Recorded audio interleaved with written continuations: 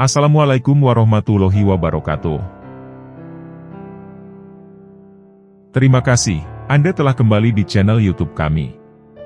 Saluran informasi yang mengkisahkan kisah-kisah Islami, serta kisah para ulama dan kekasih Allah. Kali ini, kami akan membahas tentang salah satu ulama Indonesia, yang namanya begitu dikenal dunia sebagai seorang ahli hadis. Beliau adalah Profesor Dr. Al-Habib Abdullah bin Abdul Qadir Bilfaqih. Siapakah sosok beliau sebenarnya? Dan benarkah beliau adalah seorang yang mampu hafal 7 juta hadis? Untuk mengetahui jawabannya, simak video kali ini hingga akhir.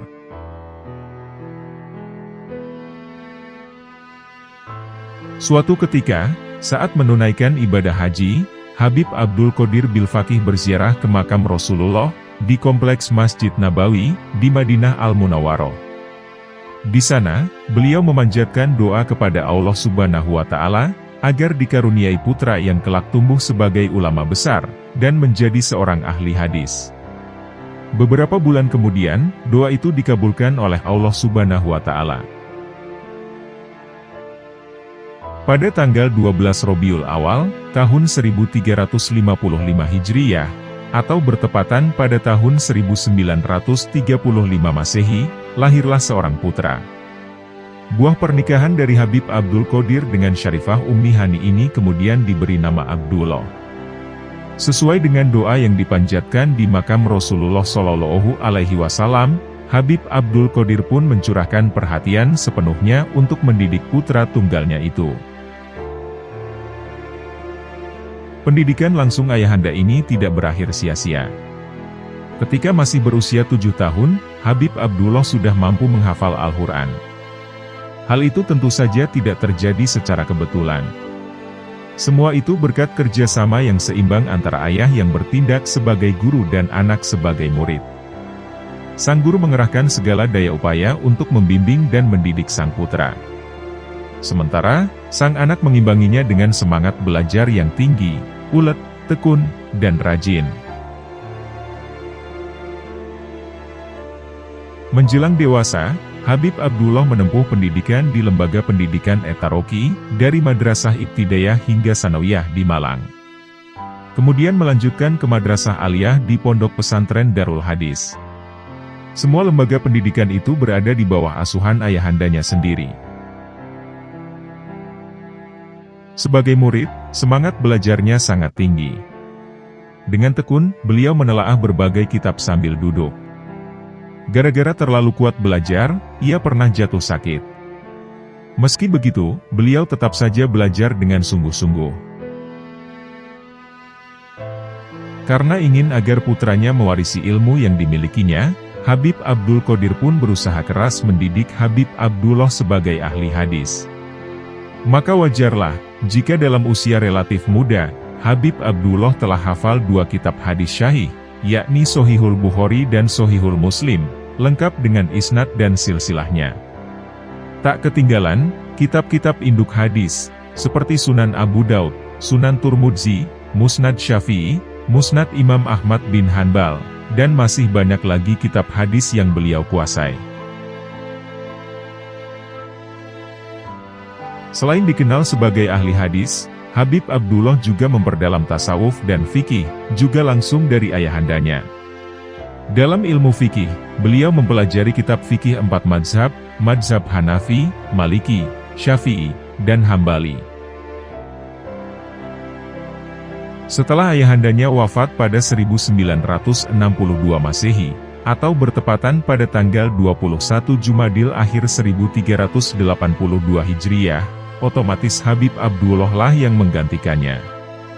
Beliau menggantikan peran ayahnya baik sebagai pengasuh pondok pesantren, mubalik, maupun pengajar.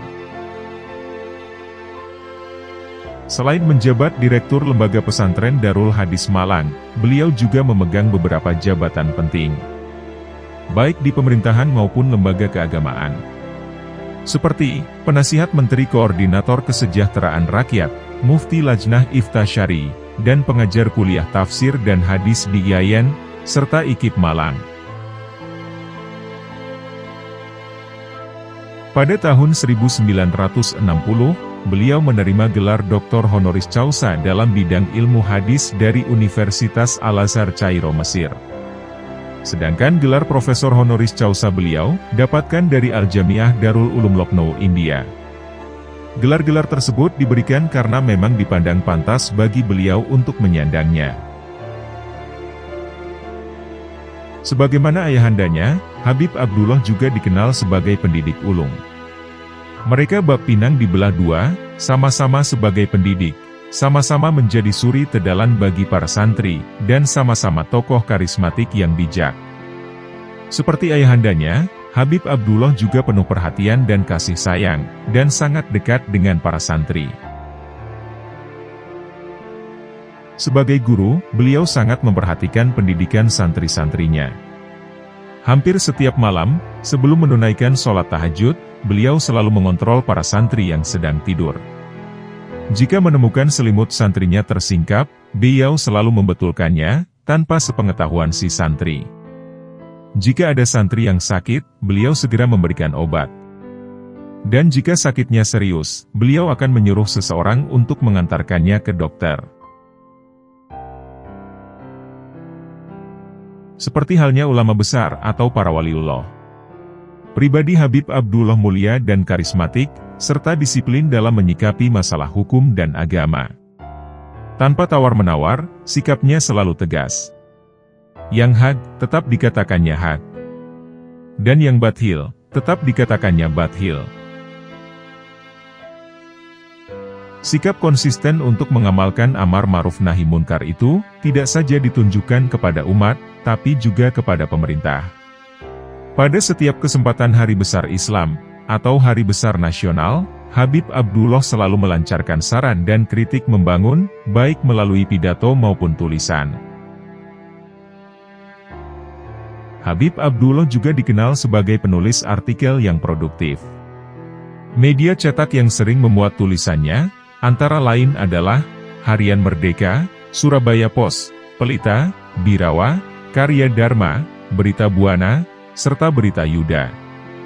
Tak hanya aktif pada media nasional, beliau juga menulis di beberapa media luar negeri, seperti media dari Mesir dan Arab Saudi. Habib Abdullah juga dikenal sebagai seorang yang ahli kasyaf. Bahkan, beliau pernah mengatakan bahwa kekasyafannya tersebut telah dianugerahkan Allah kepadanya sejak kecil. Sebagai seorang waliullah, beliau juga dikenal memiliki banyak karomah. Berikut ini adalah beberapa riwayat tentang karomah Habib Abdullah Bilfaqih.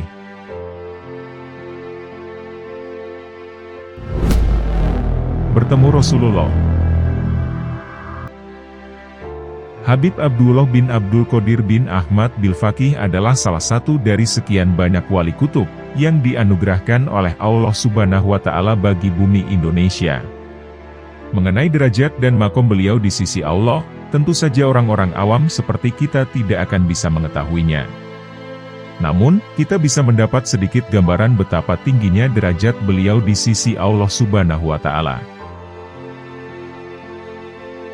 Mengenai kewalian Habib Abdullah, dapat kita lihat dari kesaksian serta ucapan putra beliau, Al-Habib Abdul Qadir bin Abdillah Bilfaqih. Berikut kutipannya. Saya mendengar dari Yang Mulia Al-Imam Al-Hafidz radhiyallahu ta'ala anhu. Beliau mengatakan, saya melihat Rasulullah. Saya melihat Sayyidul Wujud yang menyendoki di kebuli untuk yang hadir di haul malam ini, di Darul Hadis ini. Kata beliau. Yang berkata yang melihat Nabi ini, Yang Mulia Al-Hafidz. 300 kali beliau berjumpa dengan Nabi Shallallahu Alaihi Wasallam secara yakdoh, bukan melalui mimpi. Umur 17 tahun, Hababah Fatimahuz Zahra datang kepada beliau, memperkenalkan beliau kepada Nabi. Ini ya Rasulullah. Anakmu, Abdullah bin Abdul Qadir.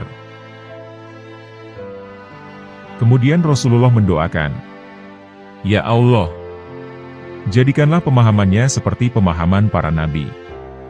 Dan jadikanlah hafalannya seperti hafalan para rasul. Oleh karena itu, saya tidak heran kalau beliau sampai hafal 7 juta hadis. Saya tidak heran, karena yang mendoakan adalah manusia yang paling mulia Shallallahu Alaihi Wasallam. Itulah ucapan dari Al-Habib Abdul Qodir bin Abdillah Bilfaqih tentang ayahnya, Al-Qutub Al-Hafidz, Al-Habib Abdullah bin Abdul Qodir bin Ahmad Bilfaqih Malang. Dari ucapan beliau ini, sulit membayangkan betapa tingginya derajat Habib Abdullah Bilfaqih. Syekh Abdul Wahab Asy-Syaroni dalam salah satu kitabnya menyebutkan, makom tersebut bertemu dengan baginda Nabi Muhammad Shallallahu Alaihi Wasallam secara yaqzoh, bukan mimpi, adalah makom yang sangat mulia. Seorang yang menempuh jalan akhirat tidak akan sampai kepada makom tersebut, kecuali setelah melewati 147.999 hijab. Makom tersebut tidak dapat dimiliki oleh setiap wali, seperti yang pernah aku jelaskan dalam kitab Al-Uhud. Uang keluar dari saku beliau. Kisah ini disampaikan langsung oleh Habib Ahmad bin Utsman Al-Aidrus dari Indramayu. Ketika itu, Habib Ahmad masih mondok di Darul Hadis, dan mendapat tugas untuk menemani Habib Abdullah bepergian. Ketika di perjalanan, mobil dirasa perlu untuk mengisi BBM, dan berhentilah mereka di salah satu SPBU terdekat. Setelah mengisi bahan bakar mobil, Habib Ahmad baru menyadari bahwa ia tak membawa uang sama sekali di sakunya. Kebetulan, salah satu pendamping beliau yang bertugas mengurus segala keperluan tidak turut serta. Dan Habib Ahmad juga sangat yakin bahwa gurunya tersebut juga tidak membawa uang sepeser pun. Menurut kesaksian dari muridnya itu, Habib Abdullah tidak pernah membawa uang sedikit pun dalam saku bajunya. Bahkan ketika mendapat salam tempel dari para tamu, setelahnya Habib Abdullah selalu mencuci tangannya berulang kali. Mendapati kondisi demikian, Habib Ahmad memberanikan diri bertanya kepada gurunya. Dan dia juga menjelaskan bahwa dia juga tidak membawa uang sedikit pun. Saat itu, Habib Abdullah berkata, "Wahai Ahmad, coba kamu cari di seluruh saku bajuku." Dan benar saja. Ternyata Habib Ahmad menemukan sejumlah uang di salah satu saku baju gurunya. Dan jumlah yang ditemukannya pun, sesuai dengan jumlah yang harus dibayarkan kepada petugas SPBU. Subhanallah. Didatangi Nabi Khidir yang menyamar. Keramat yang dimiliki para wali memang banyak dan bermacam-macam bentuknya, serta kisahnya. Habib Abdullah bin Abdul Qodir Bilfaqih. Beliau dikenal sebagai seorang wali besar. Beliau pernah mengalami satu kejadian yang luar biasa, yang disaksikan muridnya sendiri, yaitu Habib Hasan Jakfar As-Segaf. Kisah ini terjadi sekitar pada tahun 1980-an. Al-Kisah. Pada waktu Habib Hasan masih di pesantren Darul Hadis Malang, saat itu Habib Hasan dipanggil oleh gurunya. Habib Hasan lalu disuruh sang guru untuk membuatkan 2 gelas teh hangat. Habib Hasan bingung dan berpikir dalam hati. Beliau kan tidak ada tamu, malah minta dibuatkan 2 gelas teh. Pikir Habib Hasan. Namun karena itu perintah dari guru besarnya, Habib Hasan hanya menurut saja, dan membuatkan 2 gelas teh hangat untuk gurunya. Singkat cerita, jadilah teh hangat itu, dan dibawalah ke hadapan sang guru, Habib Abdullah bin Abdul Qodir Bilfaqih. Habib Hasan kala masih heran, dan masih bertanya-tanya dalam hatinya, untuk disajikan kepada siapakah minuman teh itu. Namun, tiba-tiba sang guru Habib Hasan menyuruh dia untuk keluar. "Ya Hasan, silahkan kamu boleh keluar sekarang," kata Habib Abdullah bin Faqih. Lalu Habib Hasan pun keluar. Dari kejauhan, Habib Hasan menunggu dengan rasa penasaran yang semakin menggebu. Karena, hal ini dirasa tidak wajar atas apa yang dilakukan oleh gurunya. Lantas, siapakah tamu yang akan datang? Pikir Habib Hasan dengan penasaran. Tiba-tiba, datanglah tukang siomay dengan berpakaian yang compang-camping, dengan mengenakan handuk kecil di lehernya. Lalu tukang siomay itu diciumi kening dan pipinya oleh Habib Abdullah. Dan yang lebih mengherankan, tukang siomay itu memegang jenggot Habib Abdullah. Hati Habib Hasan semakin dibuat penasaran tidak terkira, melihat kejadian aneh yang tampak terlihat di depan matanya. Habib Hasan terus melihat dari kejauhan, seraya hatinya masih bertanya-tanya tentang sosok sang tamu tadi. Tidak lama kemudian, mendadak perut Habib Hasan sakit, dan dia pun segera menuju kamar mandi. Tidak selang lama, panggilan suara azan telah datang, dan Habib Hasan segera menuju masjid. Ketika sebelum sampai masjid, beliau bertemu dengan gurunya, Al-Habib Abdullah bin Abdul Qadir Bil-Faqih. Lalu beliau bercakap-cakap dengan Habib Hasan. "Ya Hasan, kemana tadi kamu perginya?" tanya sang guru kepadanya.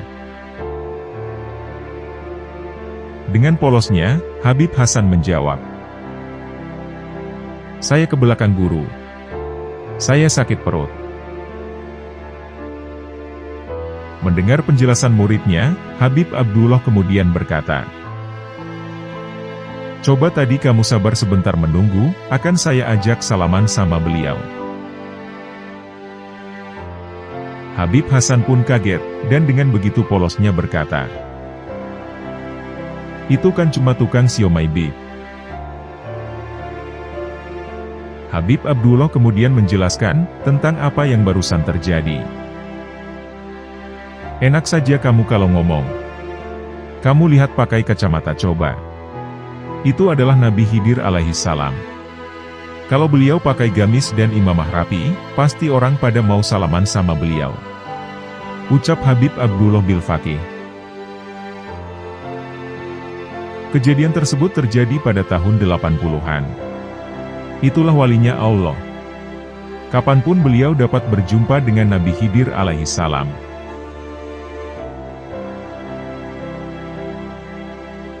Al-Habib Abdullah bin Abdul Qadir Bil-Faqih wafat pada hari Sabtu, tanggal 24 Jumadil Awal, tahun 1411 Hijriyah. Atau bertepatan pada tanggal 30 November, tahun 1991 Masehi. Beliau meninggalkan umat pada usia 56 tahun. Ribuan orang melepas kepergiannya memenuhi panggilan Allah Subhanahu wa Ta'ala. Setelah disolatkan di Masjid Jamik Malang, jenazahnya kemudian dimakamkan berdampingan dengan makam ayahandanya, tepatnya di pemakaman Kasin Malang, Jawa Timur. Dan pada minggu terakhir di bulan Jumadil Akhir, biasanya akan diselenggarakan peringatan Haul-Haul Imamain yang berada di Ponpes Darul Hadis Malang. Acara Haul Akbar ini untuk memperingati jasa dua waliullah ber, Al-Habib Abdullah bin Abdul Qadir Bil-Faqih, dan sang ayah, Al-Habib Abdul Qadir bin Ahmad Bil-Faqih. Demikianlah manakib serta kisah karomah dari sang waliullah, Al-Habib Abdullah bin Abdul Qadir Bil-Faqih. Semoga Allah kumpulkan kita dengan para walinya di dunia dan akhirat. Semoga kita dapat meneladani kepribadian akhlak para wali Allah, serta mengambil hikmah dari kisah-kisah beliau. Dan semoga dengan apa yang telah kami sampaikan, dapat menambah ketakwaan kita kepada Allah Subhanahu wa Ta'ala.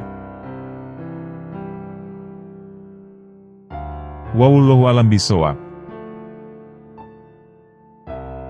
Terima kasih telah menonton. Jangan lupa klik tombol subscribe, like, komen, dan share, sebagai bentuk dukungan terhadap channel kami. Wassalamualaikum warahmatullahi wabarakatuh.